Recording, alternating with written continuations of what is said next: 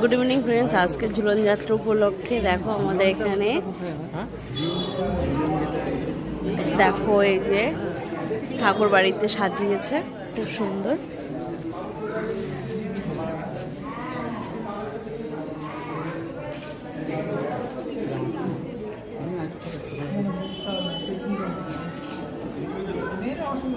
খুব সুন্দর।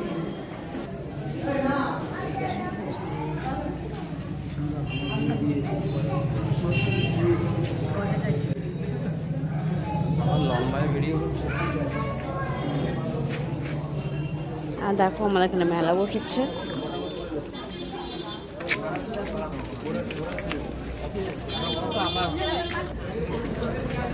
সব মেলা বসে গেছে আজকে।